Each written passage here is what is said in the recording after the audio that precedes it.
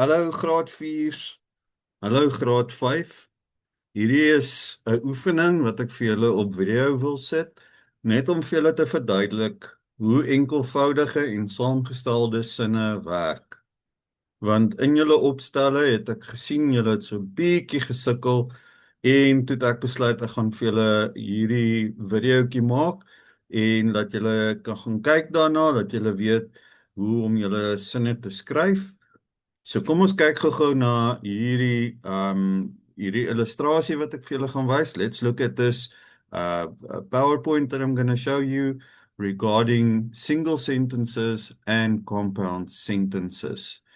Goed, so kom ons gaan in en dan kyk ons. Wat is 'n enkelvoudige sin? What is a single sentence? What are the things that a single sentence have? Wat is die dinge wat 'n enkelvoudige sin maak?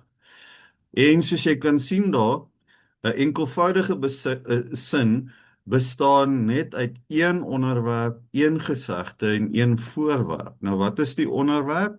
Dit is die wie of die wat, die persoon, die dier of die ding wat die aksie eintlik uitvoer. Nou, en dan is daar 'n gesegde, die wat, en dit is die werkwoord in die sin, of die doing word, the action word, the verb.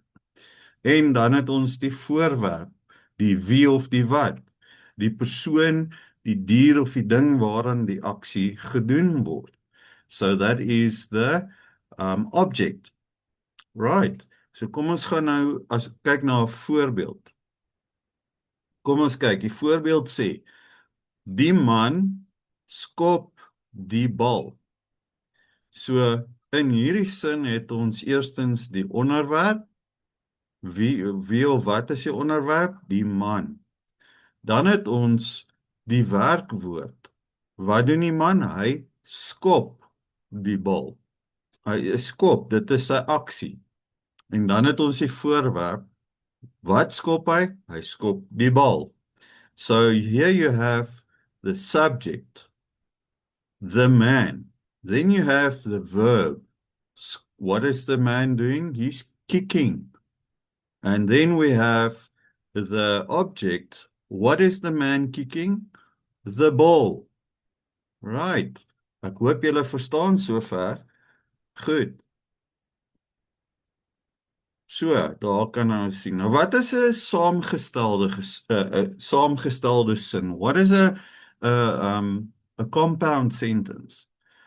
Wel, dis twee enkelvoudige sinne wat saamgevoeg word wat om een sin te vorm. So it's two single sentences that is joined together to form one whole sentence.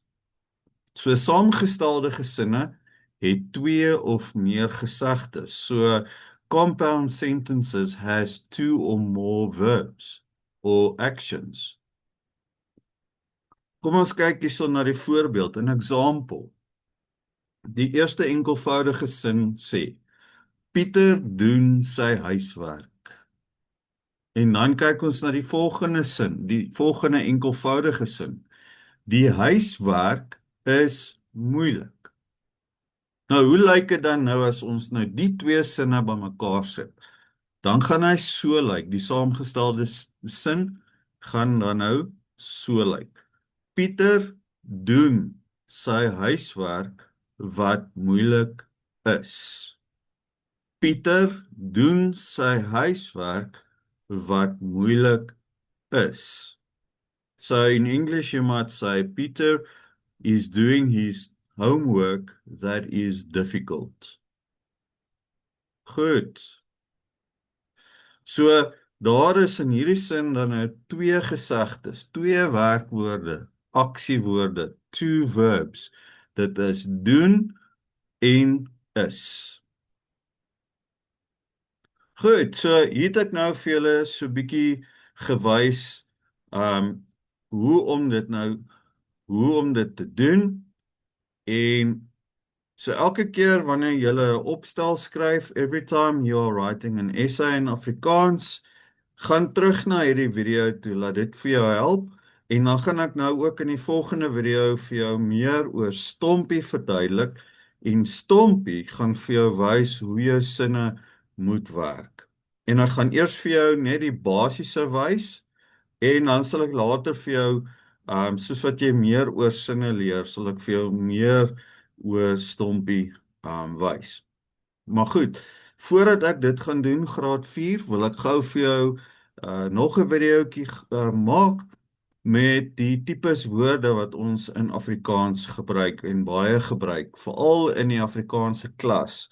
Sodat wanneer jy Afrikaanse klas toe kom, dan sal jy weet waarvan ek praat as ek hierdie woorde gebruik.